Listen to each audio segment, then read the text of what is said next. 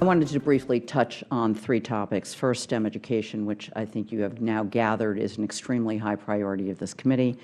Secondly, the regional innovation initiatives, and third, climate change resiliency. I'm very glad to hear that you mentioned the importance of including and reaching out to young women and to children of color.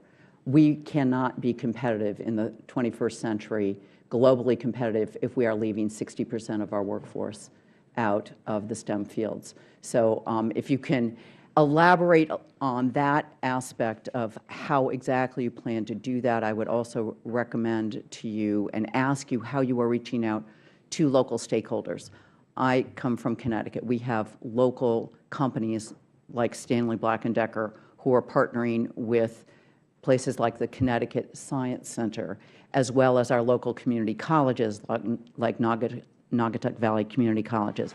They are working together with our local manufacturers to try to design some of these programs. I brought astronauts into the inner city to meet with middle school students to inspire them about the opportunities that are available. Can you talk a little bit with us about what efforts going forward the administration is going to utilize to engage these local stakeholders to make sure that our programs actually will work on the ground? Sure. Let me mention a couple of elements of the FY15 budget proposal that address those issues. One is the STEM innovation networks. There's $110 million to help school districts individually and in consortia build partnerships, STEM innovation networks that would be partnerships with businesses, universities, museums, federal science agencies, and other entities to basically transform STEM teaching and learning, and I would add inspiration, by developing coordinated plans to do that in the STEM fields. There is $150 million in the budget in a program to redesign high schools to teach real-world skills, basically relating to the earlier point that Congressman Kennedy was making as well, to rethink the high school experience, challenging schools to scale up innovative models that provide rigorous and relevant education, including for folks who are not going to go on to college but are going to go into high skills careers.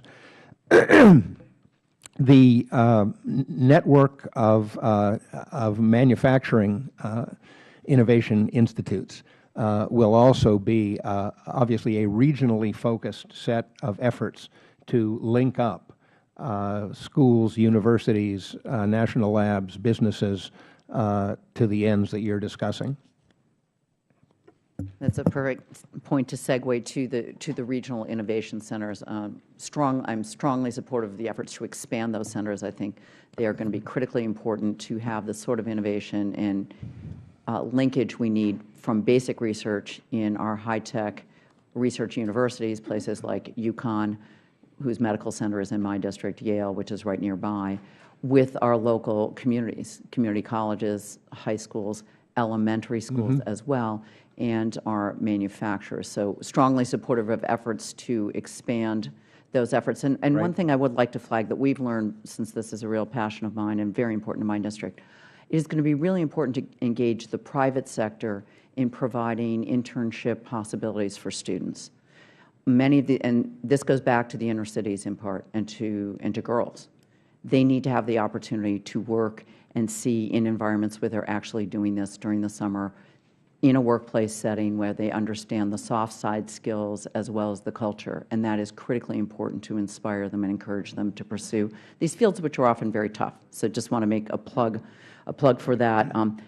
Coming from the Northeast, living through this extremely challenging last couple of years, I'd like quickly, with the time I have remaining, your thoughts about the climate change resiliency theme in the budget through NOAA and EPA, about the development of a climate change resilience toolkit and web portal, and how will improved access for this data help protect our communities on the impacts of climate change. And it seems more focused on attention to understanding and mitigating regional impacts.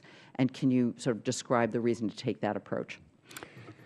Okay, very quickly, before I answer the last question, I do want to mention that the America Competes Act in 2010 authorized a number of Department of Commerce programs focused on regional innovation, and the President has proposed those. The Congress has funded them. They've created a variety of regional innovation clusters and partnerships of the sorts I described. So I think that's something we remain committed to in partnership with the Congress. We just rolled out last week the first tranche of the Climate Data Initiative, which is one of the elements of the President's Climate Action Plan.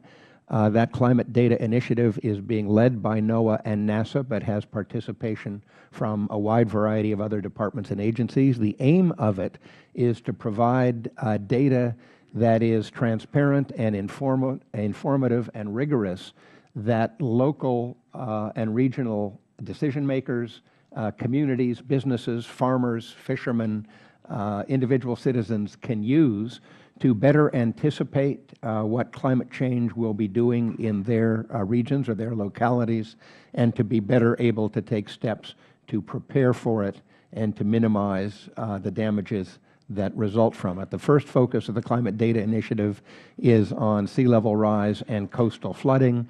The next phase will be looking at agriculture. The phase after that, I think, will be looking at impacts on health. It will be followed by a resilience toolkit that provides a variety of applications which will make it easier for people to make use of these data, understanding what they mean and applying them to their local needs. Climate change obviously is a problem that is global in its origins and in its dynamics, but its effects are local. And that's why the focus of the Climate Data Initiative and the whole resilience and preparedness approach is local and regional, because climate change is not uniform, and people in different regions and localities need to be prepared for what is going to happen there. Thank you, and I appreciate your indulgence, Mr. Chairman, in letting him finish the answer to that question.